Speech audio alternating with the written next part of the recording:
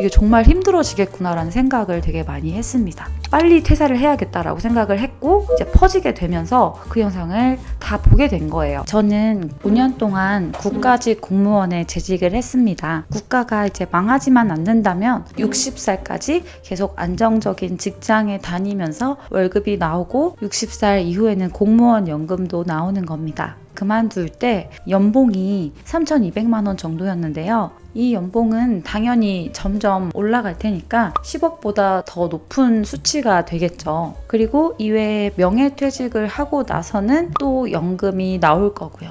그런데 저는 이 모든 것을 포기하고 만 30살인 1년 전에 퇴사를 했습니다. 요즘 MZ세대 공무원의 퇴사 문제가 막 심각하다면서 뉴스에 많이 보도되고 그래서 약간 내 얘긴가 싶은 생각도 들었고 실제로 이제 구급 공무원을 그만둔 MZ세대인 듯 MZ 아닌 MZ 같은 제가 한번 말을 드려보겠습니다. 우선 저는 아까 당당하게 공무원을 그만두었다라고 했는데요. 계속 생각이 드는 게 자의에 의한 퇴사였을까, 타의에 의한 퇴사였을까에 대해서 생각을 좀 해보게 됐습니다. 부업이 막 잘 됐음에도 원래는 공무원을 그만둘 생각이 없었어요. 일하는 게 마음에 들었다기보다는 공무원 준비 말고는 거의 경력이 전무한 그리고 직어국 문과대학 출신의 제가 직장을 그만두고 할 수 있는 일이 없을 것 같다는 판단, 두려움과 게으름에서 나온 판단이었었죠. 제가 이제 멋진 목표를 갖고 당당하게 자의로 멋있게 퇴사한 사람처럼 표현을 해두긴 했지만 사실 생각해보면 자발적인 이유랑 비자발적인 어쩔 수 없는 이유들이 혼재해 있었던 것 같아요.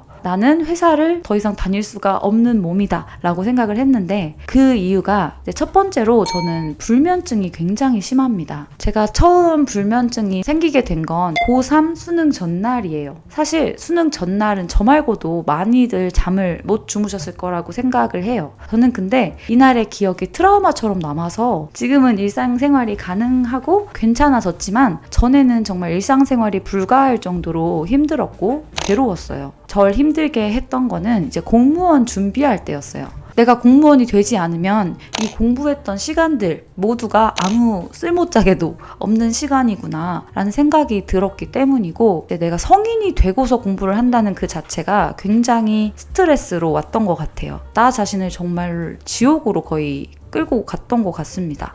불면증이랑 같이 오는 게 또 강박증이에요. 공부를 너무 열심히 해야 된다 생각을 하니까 잠들기까지 한 1시간 이상이 걸리는데 그 시간이 너무 아까워서 잠을 못 자겠는 거예요. 그래서 침대에서 엎드려서 자연스럽게 잠이 올 때까지 공부를 하지 않으면 성에 안 차는 그런 이제 강박이 생긴 거죠. 그래서 막 오전 11시, 12시까지도 막 잠이 안 온 적도 많아요. 엄마가 오죽하면 너 귀신 붙은 것 같다고 몸이 안 피곤해서 그래 막 이렇게 잔소리를 하시잖아요. 그래서 제가 그렇게 귀하게 여기던 시간을 쪼개서 스피닝이라고 그때 유행했었는데 자전거 막 빡세게 타는 그게 있어요. 그거를 아무리 해도 전 똑같더라고요. 그리고 이제 시험 전날은 정신과에 그냥 가서 수면제까지 처방을 받았어요. 그게 효과가 저는 없더라고요. 밤새고 시험을 봤어요. 수능도 밤새고 봤고 공무원 시험도 밤을 새고 봤고 그리고 지금도 그때 정도는 절대 아니지만 종종 다음날에 뭔가 약속이 있다 거나 일이 있다거나 하면은 제가 잠을 잘 못 자는 아직도 저를 괴롭히는 것 중에 하나입니다. 그래서 이런 것 때문에 저는 이제 직장에 다니기가 굉장히 좀 어려웠다.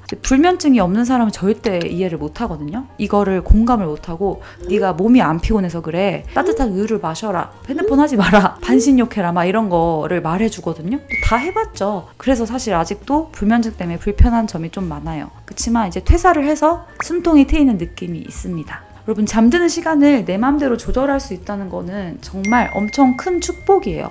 저는 그래서 느긋한 성격이신 분들을 되게 부러워했어요. 저는 스트레스에 너무 민감하고 예민해서 밥도 잘 소화 못 시키고 항상 불안해하고 강박 있을 만큼 뭔가를 하지 않으면 잠이 안 오고 내가 만족할 만큼 일을 안 하면 잠이 안 오고 근데 지금은 좀 생각을 바꾸기로 했어요. 지금은 그런 성격인 저를 이제 좋아하고 사랑해 주기로 했습니다. 왜냐면 그런 성격 덕분에 저는 이제 무슨 일을 맡아도 책임감 있게 끝까지 해냈고 막 대충대충 넘어가진 않은 것 같아요. 그래서 뒤돌아봤을 때 나 열심히 했다라고 내가 내 자신을 인정해 주는 거, 그런 것들이 쌓이면서 자존감이 올라가고 우울감도 많이 극복을 했습니다. 제가 또 힘든 상황을 겪어봤기 때문에 누군가가 힘든 일이 있으면 그래도 잘 공감해주고 어떻게 위로를 하는지도 배웠던 것 같습니다. 그리고 두 번째로는 이제 공무원 조직에 제가 적응을 잘 못했어요. 저는 무난한 편이라고 생각을 했는데 공무원 조직에 들어가고 나서 이제 싫어하는 게 이렇게 많은 사람인 줄을 처음 알았어요. 쓸데없다고 생각하거나 뭐 비효율적이라고 생각하는 일들 사실 군말 없이 잘 하긴 해요. 제가 사기업도 다녀봤어요. 그래서 더 심하면 더 심했지 막 이게 공무원이라서 그런 게 아니고, 제가 생각하기에는 웬만한 구글이나 뭐 배달의 민족 이런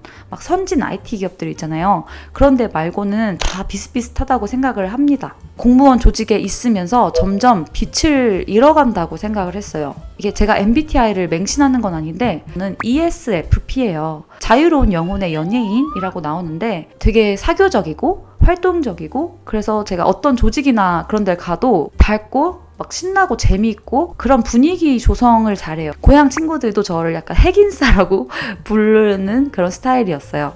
근데 이런 성격이랑 공무원이랑 정말 잘 맞을 수가 없는 것 같더라고요. 저는 그래서 항상 가면을 쓰고 출근을 한 것 같아요. 공무원 임용되기 전부터 계속 마인드 컨트롤을 했었어요. 공무원이 되면 이 조직 사람들은 진짜 평생 볼 사람들이다. 그래서 뭐 연수원에 들어가서 연애 되게 많이 하잖아요. 저는 연애 금지, 튀는 행동 금지, 말실수 금지 등등 소극적인 성격인 척, 조용한 척, 비호감이라고 생각하지 않을 정도의 중도를 지키는 사람이 되고 싶었어요. 자기 특유의 개성을 잃어간다, 빛을 잃어간다 라고 해야 될까? 그런 느낌이었어요. 이제 자는 시간 빼고 하루 반 이상을 회사에서 있잖아요. 근데 그 시간에 저는 항상 내가 아닌 다른 사람이 되어야 됐고, 2년 정도 했을 때도 이런 생각을 했는데 20년, 30년 더 해야 된다고 생각을 하니까 정말 좀 깝깝했습니다. 세 번째로는 직장을 다니면서 아이도 같이 키우기가 힘들 거라고 판단을 했어요. 직장 다니면서 아기 있으신 분들이랑 되게 친하게 지냈었거든요. 근데 얘기를 들으면 들을수록 나는 진짜 못하겠다라는 생각이 들더라고요.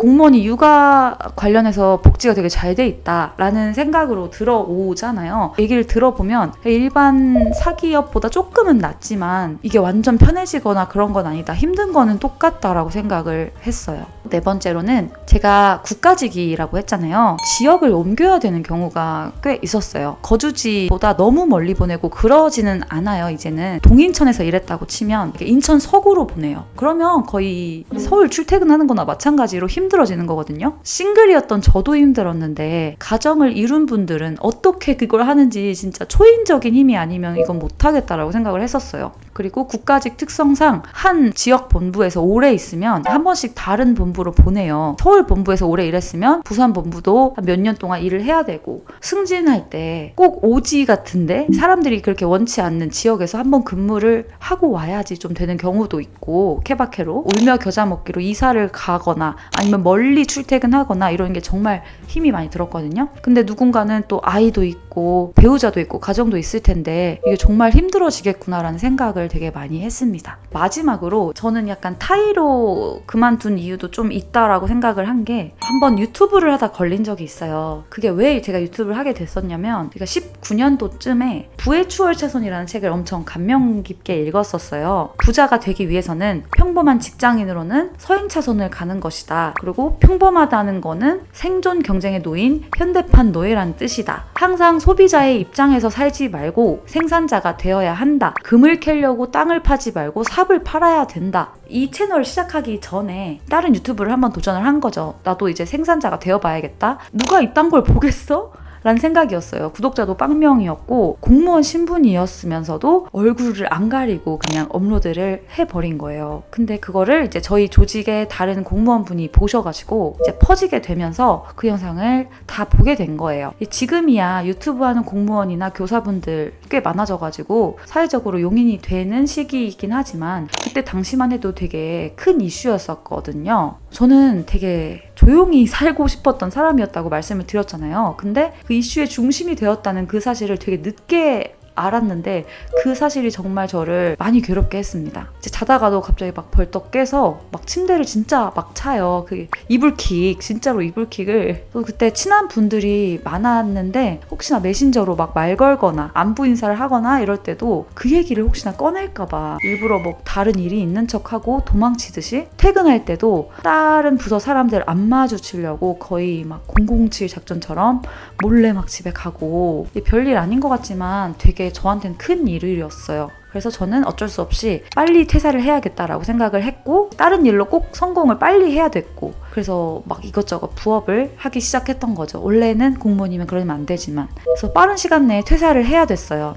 제가 나약했기 때문에, 이거를 이겨낼 힘이 없었기 때문에 그냥 여기서 벗어나야겠다. 그 선택이 퇴사였을지도 모릅니다. 이제 누군가한테는 퇴사가 굉장히 뭐 자아성취적이고 멋지고 쿨한 일, 축하받아야 되는 일일 수도 있겠지만, 누군가한테는 정말 어쩌면 생존의 문제가 달린 그런 거일 수도 있다고 생각을 했어요. 저는 되게 강한 사람이라고 나름 생각했는데, 직장 때문에 괴로워하는 이런 이유가 조금은 이해가 되고, 이제 제가 하는 이제 강의 같은 거에도 공무원이신 분들이 꽤 많이 옵니다. 제가 왜냐면 공무원이니까 이걸 보시고 오셨는데, 최종 목표가 뭐냐 이런 식으로 여쭤보면 퇴사를 하고 싶어요 이렇게 말씀을 하시는데, 뭔가 사연이 있지만 말은 못하지만 짧은 말로 압축했을 때 저 퇴사하고 싶어요 라고 말씀을 하시는 것 같더라고요. 이 영상을 보신 분들도 이제 길게 말하면 하루 종일 말을 할 수도 있겠지만, 그게 정리가 안 되니까 퇴사하고 싶다 라는 말로만 거의 표현이 될 거라 생각을 해요. 무조건 절대적으로 나는 퇴사를 해야겠다 라는 말로 바뀌게 되고 확실한 동기가 생기게 되면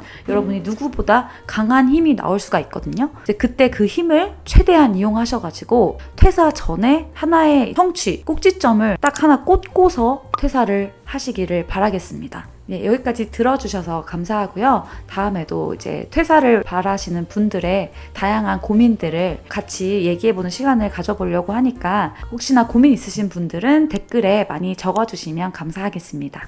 그럼 다음 시간에 뵙겠습니다. 안녕.